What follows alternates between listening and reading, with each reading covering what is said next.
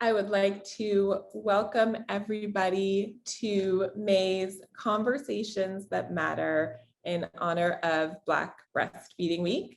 My name is Rachel Nance Wade. I'm the VP of Marketing here at May. For those of you who aren't familiar, May is a digital health platform designed to address the disparities in maternal health outcomes for Black women. We are an engagement platform where we are tracking the physical, social, and emotional needs of our users to inform the care we're providing along the way. And we are partnering with insurance companies to provide that one-to-one doula support that we so strongly feel has the ability to impact our experiences and outcomes across our communities. And we've created this platform, Conversations That Matter webinar series, to facilitate conversation, community, education around a number of topics with a number of personalities and perspectives relevant to our pregnancy and motherhood journey. So without further ado, I am super excited to introduce this incredible panel and Rachel Nix, who is the founder of Birth Queen, who's going to be hosting our conversation in honor of Black Breastfeeding Week. So Rachel, take it. And I just want to say one last thing, please jump on the chat, get involved. We want to encourage community conversation and contribution. So jump on and we'll try to monitor that. And Rachel, take it away. Thank you for having me, Rachel. I'm Rachel Nix. Two Rachels on a panel I don't think I've ever experienced. I'm obsessed with Rachel and I'm so glad we met. So thank you for having me. I'm born and raised in Oakland, California. I reside in New York. I'm the mother of two boys, 4.5 and 2 in a month. And I wear a couple hats. I moved to New York to be an actor. I'm Juilliard trained. I'm a founding mirror instructor. I teach all the things, but my baby, my happy place is pre and postnatal. I'm also a doula, a lactation counselor, and in 2021, I launched Birth Queen to combat the Black maternal health crisis, and not to just talk about the crisis, but to really implement solutions and make sure that Black women and families are empowered through this journey. Oh, next up, Shannon, can you introduce yourself and absolutely you're doing since you're in New York too? I am. I happen to be in New York today, but I live in South Carolina and was raised, I guess, in Miami, Florida, and kind of moved up the East Coast and all the things. I'm a mom of 2. I have a boy who's 2 and a little girl who is 5. And I'm also founder of Queen and Baby, which is a subscription box and digital platform that supports Black moms along their breastfeeding journey by connecting moms with care and content that reflect our culture. And, the reason why is for us, for representation. When I started out breastfeeding, I didn't see anything for us, no photos of us, no information for us. And so that is my why and why I continue to build. And I'm so happy to be here today. KASHUNA, I would love for you to first tell us where you are, because you're amazing. And this is what doulas do.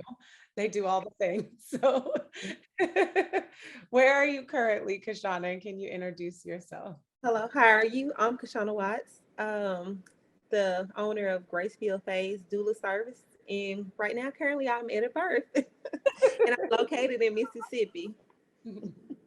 And last but not least, Dr. AKILAH. Hi, I am AKILAH. I'm a mom of 1, a new mom. My baby boy just turned 1 on Sunday. So we were just celebrating and having a really good time. I'm born and raised in the Bay Area. I moved to New York for a little while, Houston. I was just in LA and I just came back to the Bay Area with my family. And I'm a psychologist at the Black Girl Doctor. We provide virtual therapy and corporate wellness to support the Black community and professional women. And personally, as a new mom, I have been providing a lot of support and care for new moms.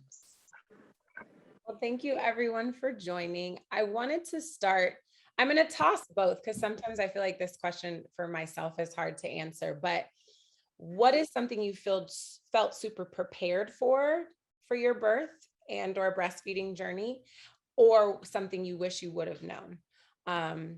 So whatever kind of speaks to your spirit first, whomever can just hop on in. And it doesn't have, I always am like, it doesn't have to be a negative. I think we often get focused on sharing negative, and I really want us to focus on positive, because that affects your journey if all you ever do is highlight the negative. So whoever wants to go. I can share first. There's two things. One thing was I did not expect the amount of time it was going to take to breastfeed. So that was something that I had to adjust, especially when I went back to work and trying to figure out schedules and just being able to be there for my baby and breast pumping and all that stuff. The other thing I also didn't expect, though, was just how connected I felt to my baby, especially when he was a newborn. Like in that first month, I actually had a hard time giving him a bottle because I felt so connected when I was breastfeeding him, especially those first couple of weeks out. So I had no idea that I would feel that way. That I would feel that incredible level of attachment to my baby. And I felt like it's like the one thing that I can do that like no one else can do for him. And that's something that's just our special time together. Right. Shannon, something you felt super prepared for or wish you would have known? So I wish I would have known, this is about pregnant or delivery. I wish I would have known that when you, well, for me, being induced would take longer than I expected, right? So I didn't know, I thought that when you were induced, you would have the baby the same day. I was induced on a Tuesday and I did not have my daughter until Friday. And that completely, it floored me. It took me by surprise, did not understand that process. I had been, I'd gone to all the classes, really interested in understanding what birth would be like, what breastfeeding would be like, but I did not expect that. And that's something that I like to share with a lot of moms who are, pregnant, going into the process and sort of like setting expectations and what could be possible. So that was a surprise for me. Yeah. And KASHUNA? Yeah, I would like to say breastfeeding. I took breastfeeding classes. I had this whole idea of how easy breastfeeding was going to be for me, right? Okay. So when it was actually time, all that stuff went away. I panicked. I was just like, oh God, I don't know what to do with this baby. I don't know. But that just goes to show, until you are in the moment, until you like have that baby in your arms and actually putting that baby to your breast, and that after that first latch, it just came natural. So I think I felt like I was prepared for breastfeeding, but I didn't realize how unprepared I was until the time came. And also postpartum depression, and how breastfeeding helped me through postpartum depression, releasing all those oxytocins and just that nurturing my baby. Yeah. This question for me personally was hard because I was so prepared. Mm-hmm. But what I do really remember is like specifically after having my son I remember I had to like walk around my bed to my bathroom in my apartment, and I would get to the corner and I would have this overwhelming sensation like Mm-hmm. I am still responsible for keeping him alive, even though I just brought him here. So Mm-hmm. like I was pregnant for all of this time, and then I had a 30-hour labor and 3 hours of pushing, and he's awesome. But now I still have to like keep him alive. Like, Mm-hmm. and I really wanted to exclusively breastfeed, and I did that, and we had great journeys, but it's important to understand it's overwhelming that it's much safer, easier, I would think, when you're pregnant, because it's just like they're in there. So just try not to fall down the stairs. And then it's like, oh, then they're out. It's like, and I think we don't talk about this enough, but how your independence is so deeply affected. And I am a busy person. And so knowing that their dad could just like move however he wanted to move, and I had to plan for all of that. I didn't want pacifiers. I didn't really want bottles for a while. We can also talk about like how that can mess up a latch.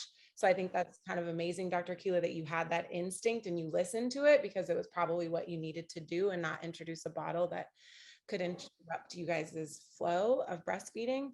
But yeah, I mean, there's resentment, sounds heavy, but it's real. Like he was trying to be kind, and he'd be like, just pump and go wherever. And I'm like, I am not a soda machine.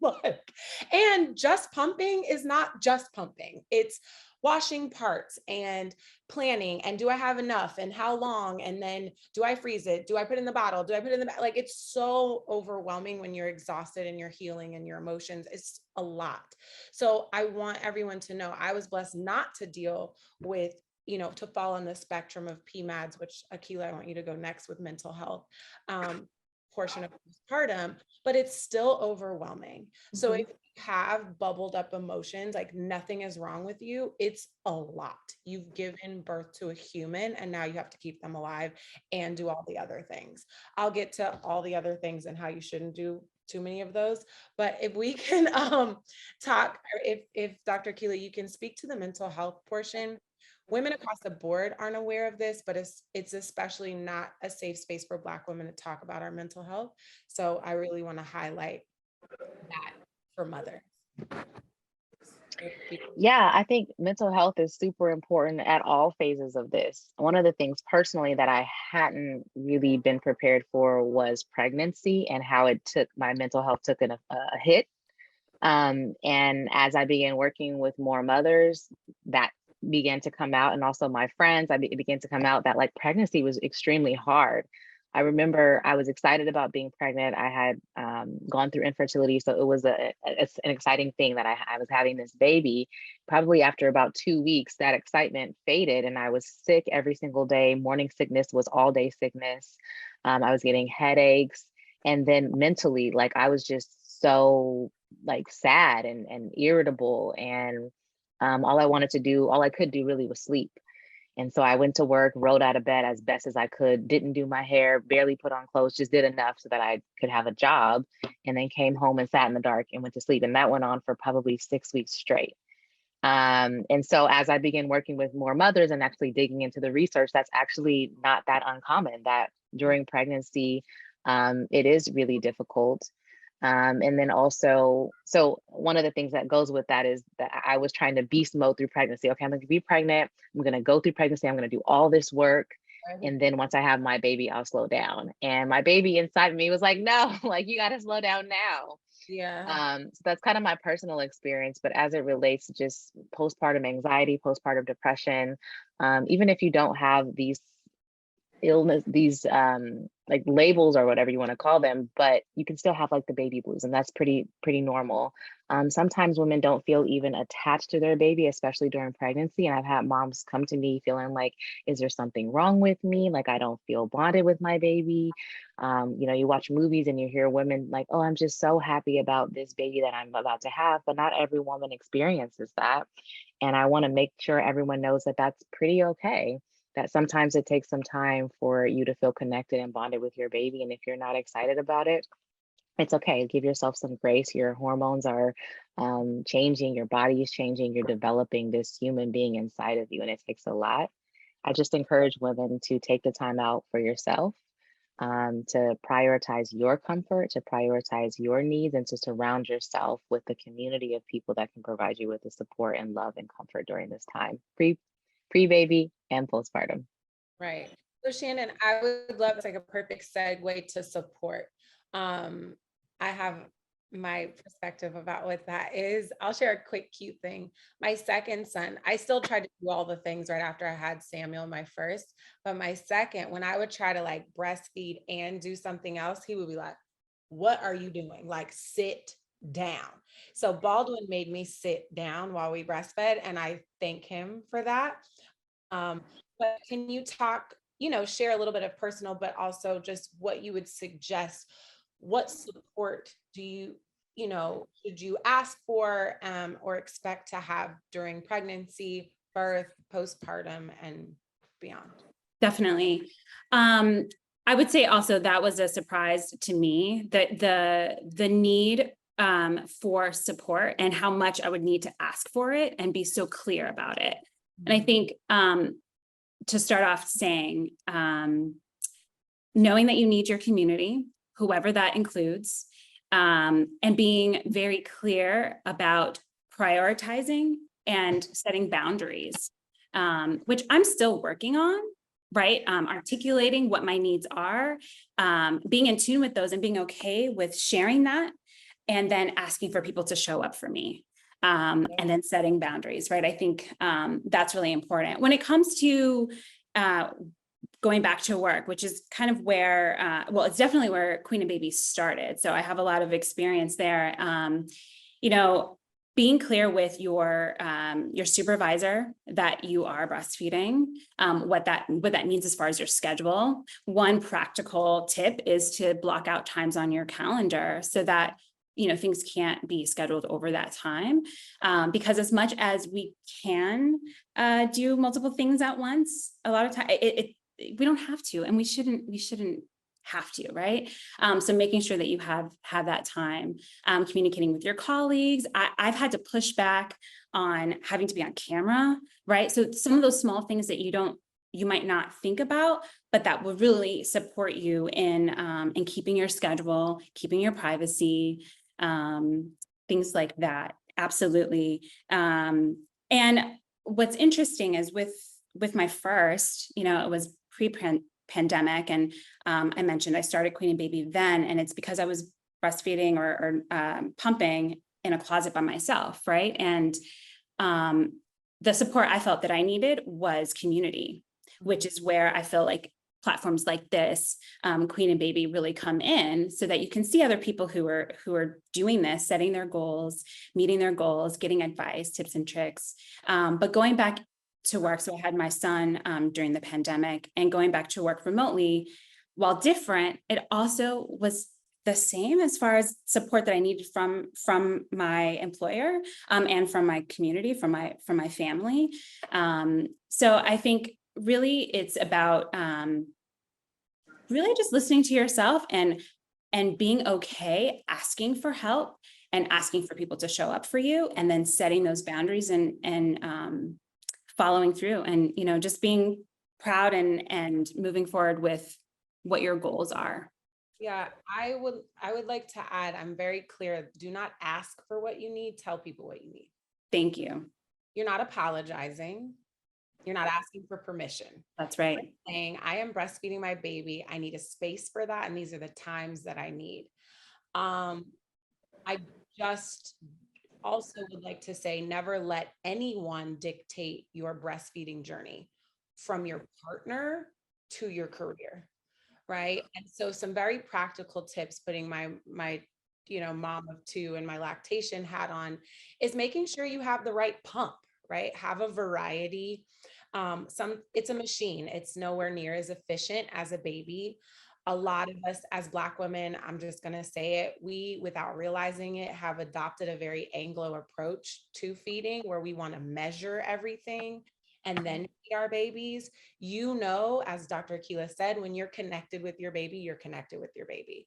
Look at your baby, look at your breasts, feel your baby, feel your breasts. Like they will give you the signs of when they're hungry, just like when you're hangry.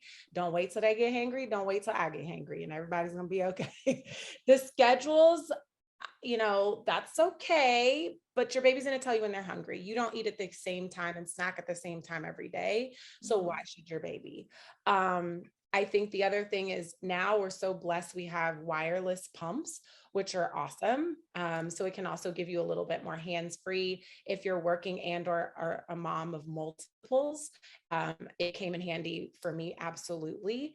And the other big thing is, your supply will do this because your baby's going through growth spurts. So trying different pumps. So like, say you have like a standard Spectra, that's going really well, then you have a problem. I've had so much success with just a Medela hand pump. I'll be doing a play, one boob, 5 minutes, I get a bottle, other boob, 5 minutes, I get a bottle.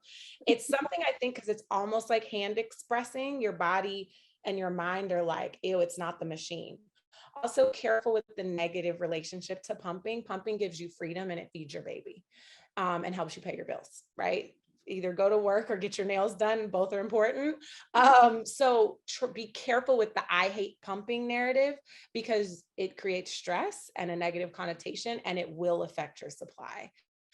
So I just wanted to give people like actual tangible things to like take with you. And, you know, everyone can slide in my DMs at any hour of the day, because moms don't really sleep. But with more, but I wanted to like put that out there because it is kind of the wild, wild west when you're like, okay, just pump. And the only other thing is the big question, right, Shannon, once you have your baby, you're like, I need to build my frozen supply. Don't rush to do that. Do That's not right. use the pump as soon as you have a baby. Your nipples are going to be like, I hate you. I hate this. I'm overwhelmed. This sucks. I can't do it. It's too much schedule. It's just too much. So if you have the luxury of waiting like 6 weeks, great. But when you start to have engorgement, just get, LV is a great brand that I really trust. They have silicone pumps that can just go into your bra as you breastfeed to catch let down, and let that be the introduction of you building your frozen or refrigerator supply. So if you do want to go for a walk and somebody like give your baby a bottle at some point because you need a minute, that's fine. But just be careful with introducing all the things at once. And the last thing I'll say is nipple confusion is real. A bottle is easier for a baby to get milk from than you. So if you introduce that, then they'll have a lazy latch, and lazy latches on you hurt, and they're very ineffective and inefficient. So get your breastfeeding on point and then introduce bottle or pacifier. So that's my like tangibles. For our doula in the house, I would love if you could share with us, just, for us in this space, a doula is like, we know what that is. What is a doula? What do they do? Why do you suggest we need one? Do you suggest we need one? We know the answer to that. But yes, if you could kind of just share with us the doula world. Well, a doula is simply a support person who's there for you emotionally, physically, and just however you need that doula within her scope of practice. No, a doula is not the same thing as a midwife, because I know a lot of moms feel like doula, midwife, what's the difference? So a doula is non-medical. So they're to give you hip squeezes, they're to give you hand massages, they're to give you that motivational talk, there to put you in positioning to help labor progress. One of my favorite positions is the throne. That's pretty much how I my business had got its name, gracefully a face. And just knowing what like to do during those moments. And for me, I help my clients construct questions to get to their OBGYN, just basically knowing the right questions, helping the resources, helping them with the correct questions to ask their OGBGYNs, helping them to get the correct resources, a lactation consultant, lactation counselor, the correct OBGYN for your goals, helping you with your breastfeeding goals, helping you during postpartum, helping you plan and prepare for postpartum. And this is something I want to talk about, just because we have Dr. AKILAH on the line. Perinatal mood disorders. That's something we don't talk about a lot, but a doula can help you recognize those and help refer you out to a therapist to help with those disorders. But just basically the resource center for your pregnancy. I love that. Yeah. I love that too. And I just want to say I had a doula and I cannot imagine like going through birth without her. I think it would have been not that good. I don't know. It wouldn't have gone as well as it did without her.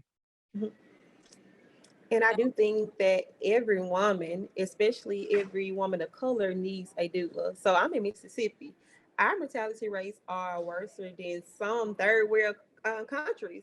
So yes, you need a doula, and doulas are not a luxury. They're standard, and just normalizing that. I think a great for just the financial hurdle, I like to offer this up. Register for the services for yourself. Like, outside of New Yorkers who need $1,000 stroller because it's like your car, right? You don't need $1,000 stroller, right? So what you need is a doula. You need, a massage. You need acupuncture. You need to get your nail. You need mental health. Mom needs those things. You don't need all the things you think you need for a baby. So I really would love if we start to register for those things for ourselves, and just pull back away from the spending so much on stuff for baby that may never use it or wear it once or twice, you know. But I Dr. love that. if you could really go, you touched on it, but if you can like really go through what PMADS is, and it's a spectrum. And I love that we've gotten away from like depression, because I think most of us just think, well, I wasn't in a dark room, I'm fine. But it's way more complex than that. Yeah, so postpartum like mood disorders, they are on a spectrum, and you may not necessarily have like postpartum depression, meaning you're experiencing depressive symptoms during the time where before your baby is born or after your baby is born. But sometimes, and I think maybe even with the pandemic, women may not notice that they maybe have postpartum anxiety even. I think if I'm thinking about it and being honest, like I was super anxious about making sure that my baby was okay and who was around my baby. I think the pandemic also magnified or exacerbated those feelings of anxiety for many parents of new babies, because who can be around my baby and is it safe? Sometimes people even have postpartum psychosis, and these are not things to kind of scare you, but just to be mindful that your body, your mind is developing, and it's changing, and it's growing, and growing another human being inside of you sometimes does affect you, and not just the like sort of chemical or biological differences, but just the actual weight, the actual process of having a baby in terms of how it affects your life. One of the biggest things that I want to say is like sleep. Rachel, you mentioned kind of moms don't sleep, and sleep deprivation affects so many different mental health disorders. And so I think that the sleep deprivation is probably one of the biggest concerns and issues that I see mothers having, and that I think has direct effects on your mental health.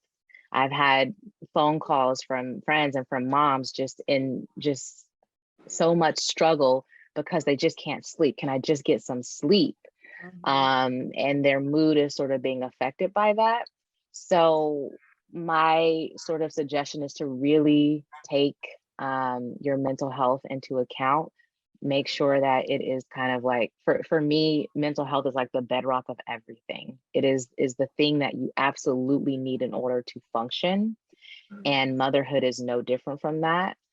A lot of the things that you all were talking about, I think actually do help support mental health. So having a doula who can look out for those signs and those symptoms of a mood disorder, you may not even recognize or realize it because you're just pushing through, you're making it, but not recognizing the signs of it. I would say things like support, like if you can figure out ways to identify what it is that you need, and then articulate to your family and your friends and be very specific about what you need. It's difficult having to breastfeed your baby every 2 to 3 hours. It's difficult to not only do that, but then having to pump in between that and go back to work and find times to have to work. And then you have to wash all those pump parts and pack all of those things. Like all of that, in my mind, just talking about it is extremely overwhelming. And that translates into affecting your mental health as well.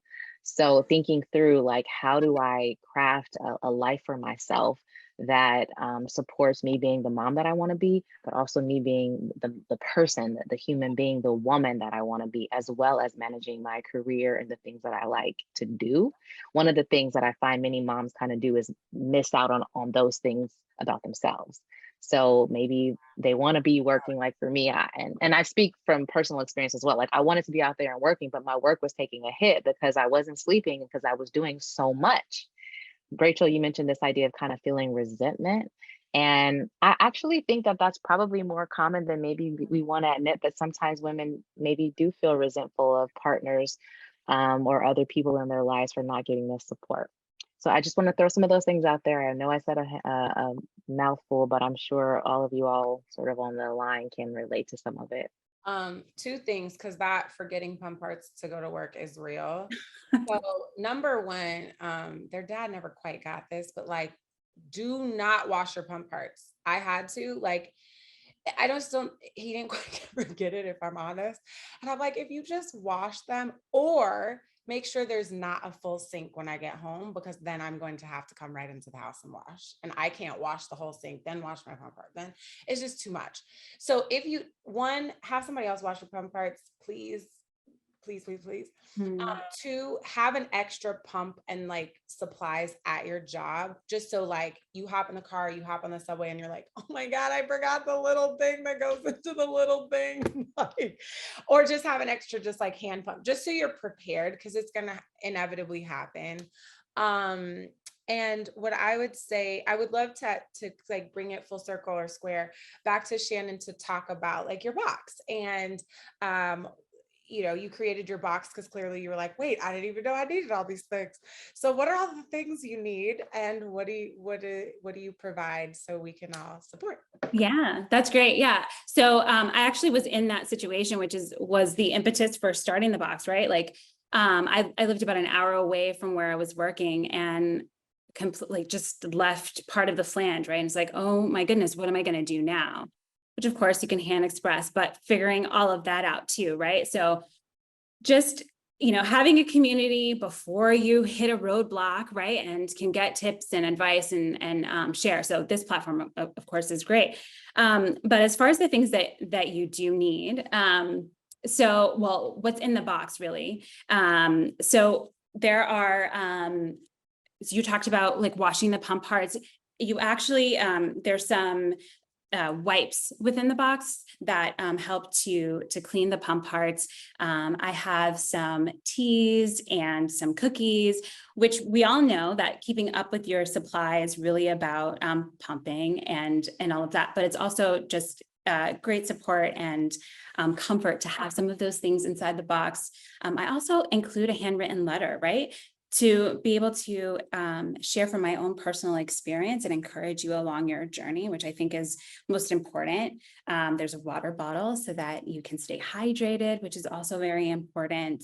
And the box itself, there's 4. So they align with the different milestones that we go through. So preparing to breastfeed, going back to work, starting solids, and then really celebrating you, which I think is something that we sometimes miss. And so that last box, really celebrating wherever you are in your journey, and celebrating how far you came, is also very important to us. Amazing. Can I bring it back to you, KASHUNA, to talk about what happens if I have twins and I want to breastfeed? That was actually the first question I asked both times I was pregnant. I was like, how many? I was like, God knew. I'm like, I can't do 2 at once. But you can breastfeed 2 at once, and breastfeeding is amazing. I'm talking about mothering 2. I think the Lord knew I end up in a straitjacket had that happen. He knows to get twins too. Give them to me. Absolutely. And I'm glad you asked that question, because lately, for whatever reason, since September, I've been having an influx of moms of multiple. Amazing. So last week I had a mom with 3. She breastfed them. Yeah. Wow. 3. Yeah.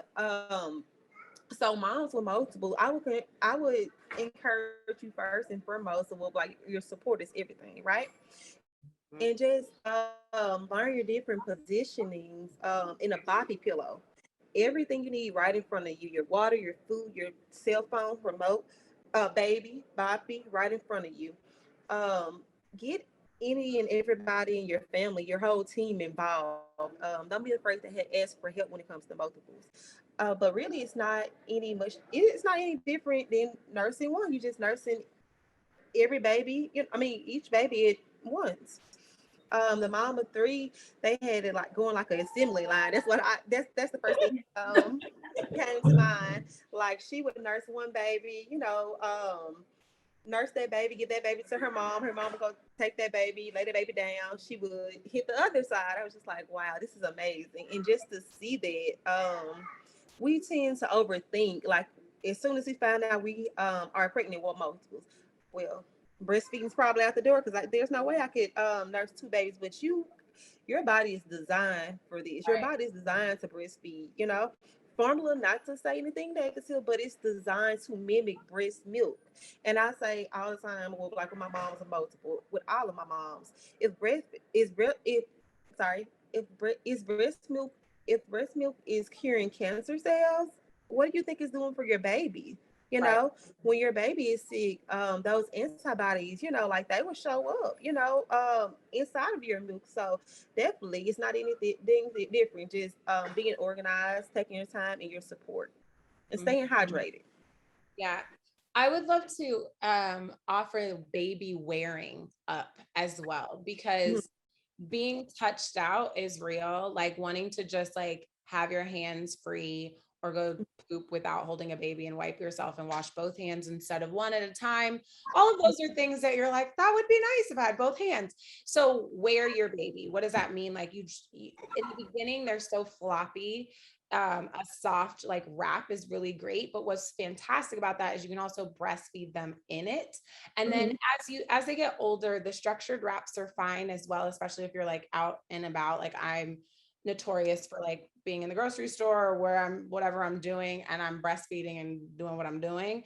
But the structured carriers just aren't as they're just not as comfortable for you or a baby immediate postpartum. They're also they can be a lot on the body as your uterus is still extremely enlarged, and if you've had a C-section, you just don't want all that pressure sitting on you. And since I'm bringing up a uterus, please realize you're pregnant for pretty much a year. Let's call it a year. So this idea of 6 weeks is bullshit. It is designed by the patriarchy to have a penis enter your vagina. It's a sex clearance. It is not a healed clearance. And so I want you to be really clear. This is, my Oakland girl coming out, but also so many other things at my fitness too, like understanding really the anatomy of what's happened to you. Your uterus has gone from a blueberry to a watermelon, and for us to expect it to go back to a blueberry in 6 weeks is just ridiculous. I'm a huge pelvic floor person. Very passionate about the pelvic floor. It's my favorite muscle group. Please understand what it is. It supports you throughout your entire life. Kegels are not just to please a male partner. They're to hold your organs inside your body. Kind of important. So when you've had a baby sit on your pelvic floor, no matter if they pass through vaginally during birth or through cesarean, you must do your Kegels throughout your pregnancy and postpartum. I can get deeper into that at another time, but I want to make sure we understand what that is. If you don't, we'll talk more about it. I'm sure Rachel and I can do a whole pelvic floor one. And the other thing I want to leave you with, some of us have overactive pelvic floors called vaginismus, which leads to pain with sex. So although these magazines are like Kegel, Kegel, Kegel, Kegel, you want to be tight, tight, tight, tight, some of us don't need to be. And the other thing is you need to learn, most importantly for birth, how to relax your pelvic floor to open, as I call, the gates to deliver your baby. Voice teachers, is the actor in me, open throat, open vagina. So you just want to learn to inhale and soften, exhale, lift and engage like a jellyfish. So there's that. I love this multiple. Are there any things as we sit here? Number one, I'm going to check and see if there's any questions in the audience, but are there things you just want to, your go-tos?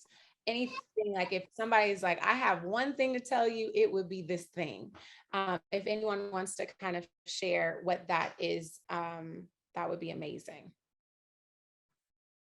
I always talk about immediately after having your baby, that being a really important time, right? To, again, have your goals in mind, have your plan in place, and to set your boundaries. And the way that I did that was being very clear about not wanting to be separated from my baby, and that being a really important part in establishing your breastfeeding relationship, right? So that first hour, and then just watching your baby, because they know exactly what to do, finding your boob, right? Crawling up your body and finding your boob to do that first nursing. So for me, I like to share that while it's also important to understand how to latch and get that, those classes, make sure that you're attending those classes before delivery, and then also access the help if you're delivering inside of a hospital or wherever it is that you obtain that support afterwards. But knowing that a lot of that initial hour is really natural, and it's a really beautiful experience, but making sure that you set those boundaries and make sure that you have that hour, that time with your baby. Also known as skin to skin. So like if you're Right. delivering, just say, I need my hour of skin to skin, even to their, your partner. Skin to skin, literally there's a chemical exchange happening to lay the foundation to create milk. So it's very important. Very. AKILAH, I feel like you had something you wanted to share. Oh, I was just the importance of kind of the mind body connection and like how you feel emotionally and mentally also affecting your ability to kind of your letdown and your ability to kind of breastfeed and to attach and bond with your baby. So doing things that helps you mentally, I think can help you physically and can help you parent as well. Things like calming techniques, like just even deep breathing or creating a space for yourself where you will breastfeed. And I think you were mentioning, Kashana, like having things already and prepared for you. That helps you be in a good mental space, and that helps your body to be able to produce the milk and for your letdown to work and for you to feel attached and bonded to your baby. And then basic things like eating and drinking and getting out of the house and getting sunlight and fresh air. These are things that also affect your mental health and in turn affect your ability to parent and be there for your baby. And then also, I just want to remind moms that you're a human being and a person too, and you're a person first. And so um, sometimes scheduling some time, whatever that looks like for yourself, pouring into yourself is super, super important. And then the last thing is, I think you had mentioned, Shannon, boundaries, and I wanted to talk a little bit about that. One of the things that surprised me, I think, is some of the well-meaning and well-intentioned unsolicited advice and how it affected me, like mentally, emotionally, especially like during the newborn phase. It was just something that was so overwhelming to experience. So, I encourage people to kind of be tapped in and observe and notice how you are feeling. And then kind of work through the best way to let people know what you need from them and how to support and show up for you. I kind of like to think of it as many people, it's well-intentioned and well-meaning. So redirecting those well-intentions and well-meanings to ways that will be most helpful and supportive of you. My doula had a great gift to me is when my mom was in town and whomever, to ask for support to care for you so you can care for your baby. And so that's like a really clear, simple thing you can tell everyone. Like when you come over, can you take care of me, please? And it's important that we recenter the mother. Like, I chose to talk about my postpartum journey intentionally with my second child before I ever showed anyone him, because he doesn't exist without me. And so it's important that we center mother again. And we've gotten away from that. And as Black women, we don't ask for help because we think somehow we're weak or wrong, but it's not our fault. No one asks us shit, right? No one. We have to hold space for everyone. Literally, I just listened to this interview with Nikki Giovanni and James Baldwin, of all people that my son is named after. And she said, Black men will go and fake it to keep his job for his boss, his white boss.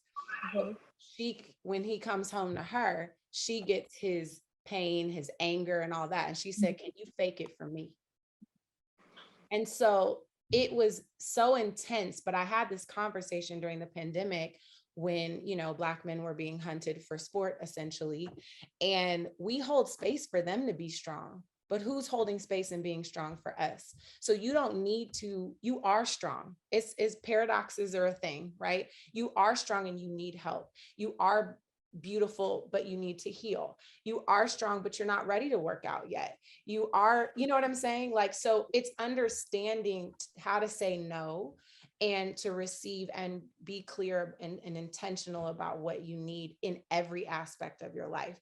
And I'm very passionate about that. And it's hard for us. Like, I have so many friends who know I'm a wealth of information and don't ask. And then a baby's in the ER because they're not eating enough milk and because you didn't know how to breastfeed. And I'm like, girl, I'm right here. I'm anytime. Never have ego about asking for what you don't know. You've never done this. And with breastfeeding in particular, any birth, any pregnancy, it's a new baby. So it's a new journey. So even if you breastfed 6 kids, this 7th is this baby. So give yourself grace. It's really important that we do that and force other people to do that for us as Black women, because they do it for white women. Rachel, can I? Different. Sorry. No, I was just going to add that I've had so many conversations with moms who say, I just don't know what to ask for.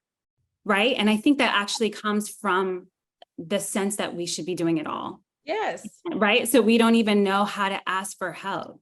And I think, to get some ideas, right, being in community, I'm going to keep saying this, being in community with other women who've done it before, because you're right. When you have your baby, it's a new experience. And you may not actually know what to ask for, but knowing that you should be asking for help, right? That it is not a solitary experience. It should not be. And you need to find the help and express that, definitely.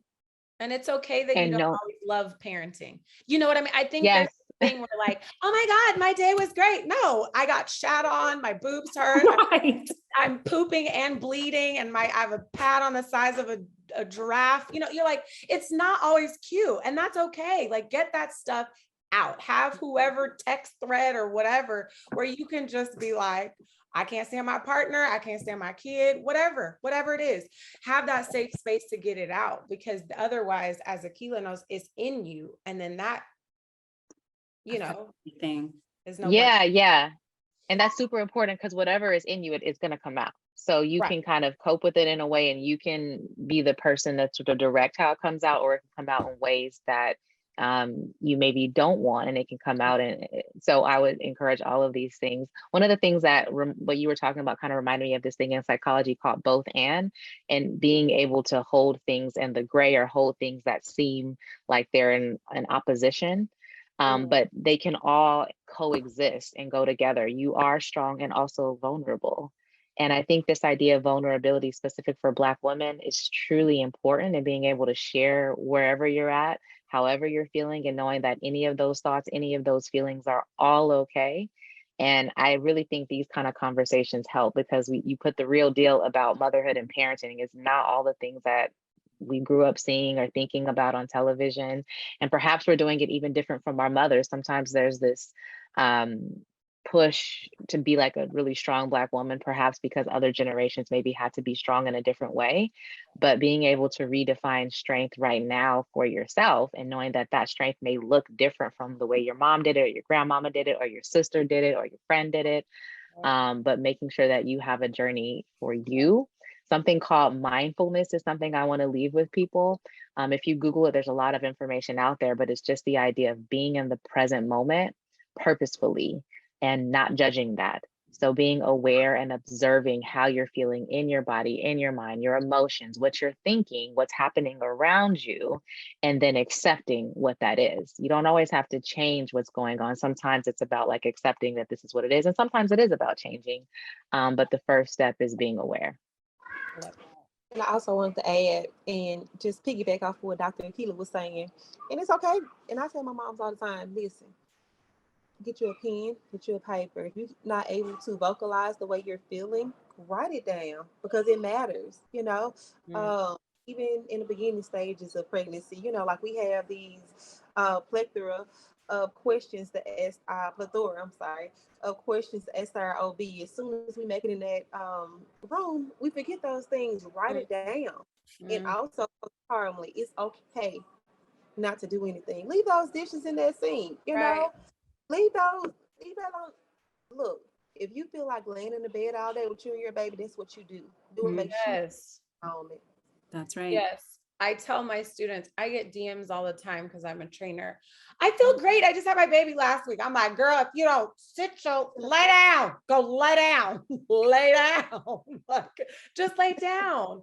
Because we don't, as a society and a culture, like other cultures, Asian culture in particular, you cannot do anything but lay down. They don't let you. I had a neighbor, it was so dope. We were on the same floor. She had to dress warm. She couldn't go out. I mean, I believe you should go outside because that's really good for your mental health, your baby and you. Like, they're like, whoa, trees. Oh, no 4 walls.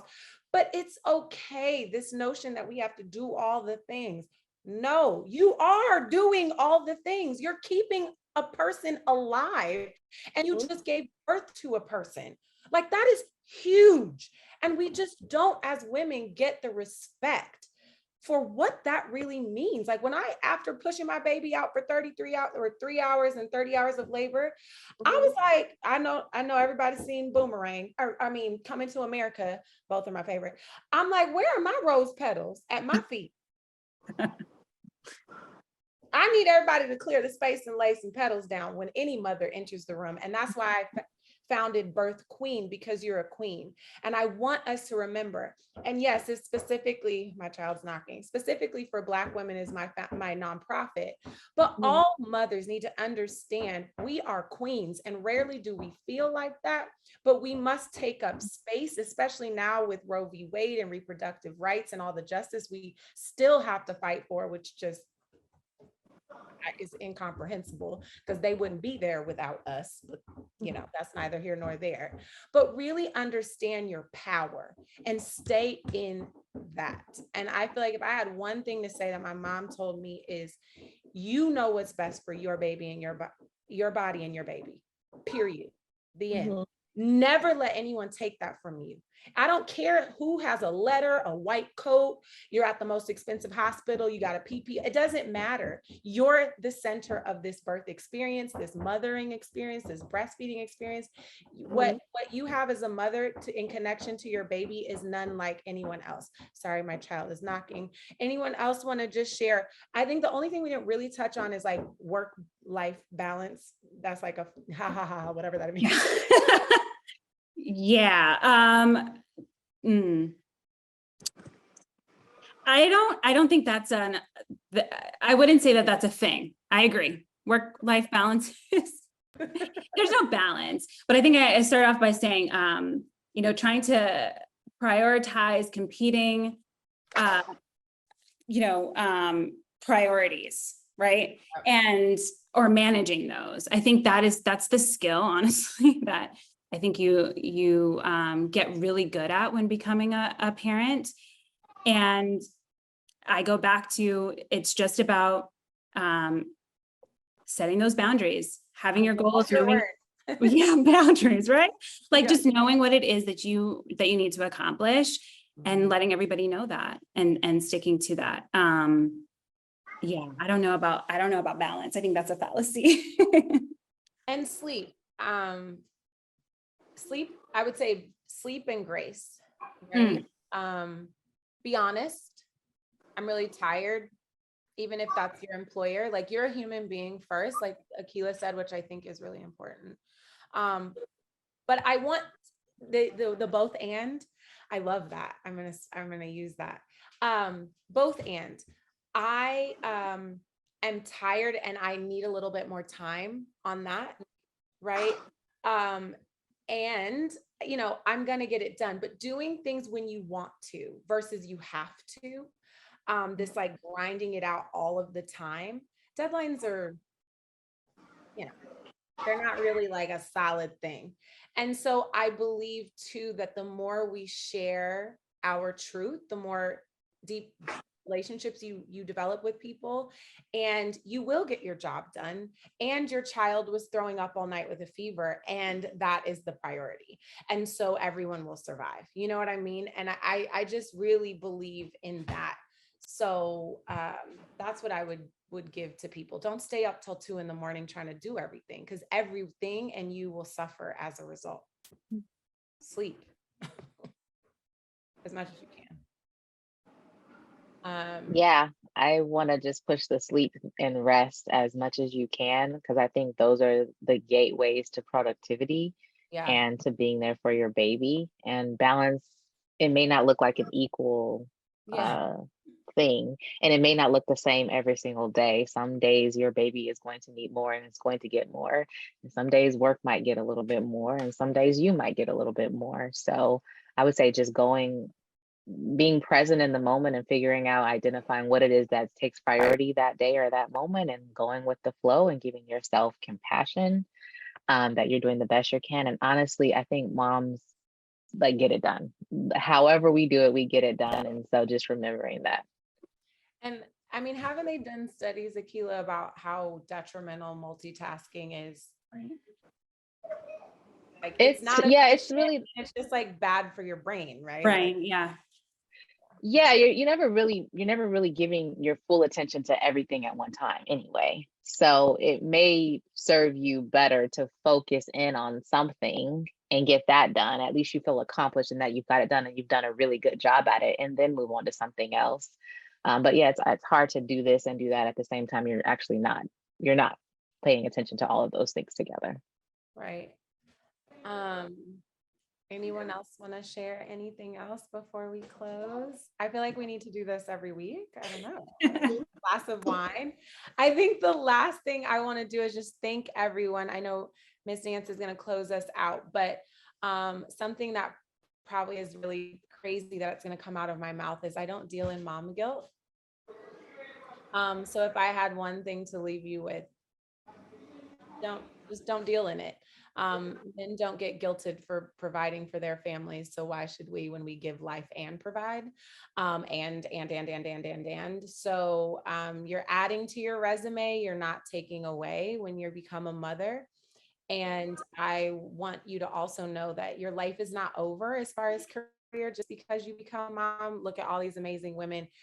A lot of their careers and success were born out of becoming a mother. And I'm here to say, and I share this without any ego, but to motivate other women, is that I'm the best businesswoman I've ever been as a mother. I'm in my abundance as a result of giving birth to them because I want them to have the best. And so I'm challenged to be for them. So just stay in your power. Thank you guys so much, Dr. AKILAH, KASHUNA, Shannon, and Rachel for making this all happen. We hope you learned something, and to be continued. Thank you, four beautiful queens. You guys are incredible. And I do appreciate your transparency and your sharing your personal experience. And most importantly, the solutions that you've created and sharing the work that you're doing for the rest of us in this space. And I think, Shannon, when you mentioned the importance of community before you hit the roadblock, I think that was like huge, because that's the goal, is to have that community, have those people to go to share, to not only be prepared, but to know who you go to when you hit that moment where you're like, I don't know what to do, I need help. So that being said, we really hope that you do continue to be part of our community. And there are so many ways that you can get involved. We are on Instagram at May Health Inc. So please follow us. We're having conversations there as well. We're constantly sharing. So get involved, DM us, let us know what you think. You can also email us at hello@meetmay.com to share your feedback on our conversation today. Let us know conversations you want to have in the future. Let us know people you want us to talk to. And finally, if there's any women in your life who are pregnant or starting their pregnancy journey, we would love to support them along the way. So please send them to meetmay, meetmay.com. And you can also join us there and sign up for emails to become part of our community, find out more conversations about this. And again, I'm so appreciative of all of you for being part of this conversation. Thank you to everyone who joined us.